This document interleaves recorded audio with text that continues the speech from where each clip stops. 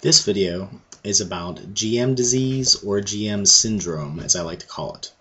I don't think I've ever heard anybody else call what I'm going to talk about those names, that GM syndrome or GM disease. It's just sort of something I came up with.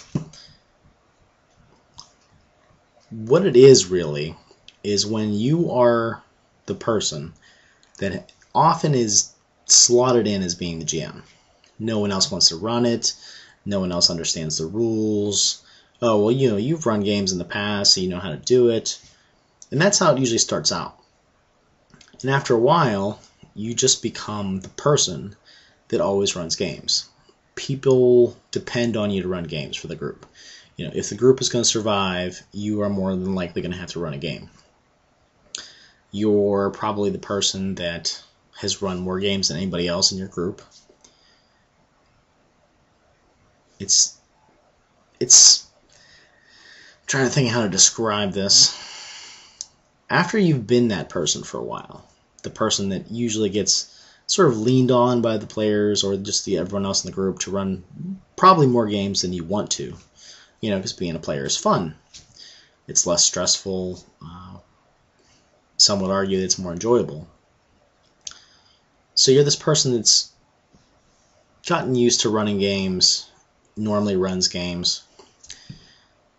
So the opportunity comes up eventually, after you've run so many games, that you actually get to be a player again. Or you put your foot down and say, hey, I'm totally burned out, I can't run anymore, I need to be a player. Let me play a damn game, And it's the reason I call it GM disease is, like I said, you're just always GMing. So you become a player and you realize that GMing so many games in a way has sort of ruined you. You're so experienced with all kinds of different rules, different mechanics, different plot hooks, different story hooks. You've been behind the screen for so long that the mystery isn't there as much. You start to pick apart other people's games, not out loud usually, but usually in your head, and you can usually see what's going to come down the pike way before anybody else does. It's just having that experience as a GM that sort of ruins your enjoyment as being a player again, role-playing a character. And what's tough is, at least for me, I'm not sure what to do. I've been trying to play more lately, and that has been my approach to try to cure myself of GM disease, where I'm just the default GM, and when I get to be a player again, it's just different now. I don't know what to do differently. I try to come up with different concepts, sort of backgrounds for my characters, and I try to role play those. And I try to make concepts that restrict me, because I find that I get a little bored as a player when I've been a GM for so long. I talked about a video in the past, or I did a video in the past about player skills and GM skills and how they're different, and how you can be a great player and a terrible GM, or a great GM and a terrible player. And I kind of hinted at this before, but I wanted to go a little bit more in depth. So what do you do when you're that guy and you finally get to play again, and it's like all the joy's been sucked out of it? I mean, you're still with your friends, and I don't know, it just seems like it's different. And it's a little frustrating, because I remember having so much fun as a player, and when I get to be a player again, it's just not the same. It's different. So I mentioned, that little phrase, that word, GM disease or GM syndrome, Black Barnes. He was curious what I meant. And he had also talked about how he normally gets stuck running all of his games for his groups. So what do you do?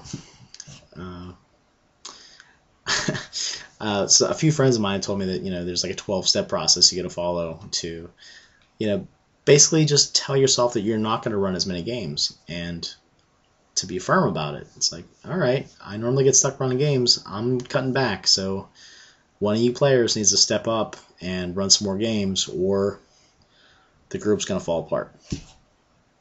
And that's kind of a tough stance to make, but I don't know. Depending on your situation, that might be one you have to do, you know. If everybody's taking you for granted, it might be good to show them how much effort you put into things. So, have you ever experienced anything like this? Have you been the person that GMs just about every game that your group runs? And what is it like for you when you're a player again? Are you a player ever again? You know, sometimes people just don't get to play ever. I think Black Barnes said when he came to the convention that he didn't think he played in about 12 years. And that's a long time. And I'd be curious to hear what Black Barnes says about what it was like for him to be a player after being a GM for so long. So it's just a little video, I don't know. More in response to Black Barnes' question. He requested this video. So what is GM disease? What is GM syndrome? I think it's the fact that you've been behind the scenes for so long and you haven't been a player for a long time. And what happens when you get to be a player again?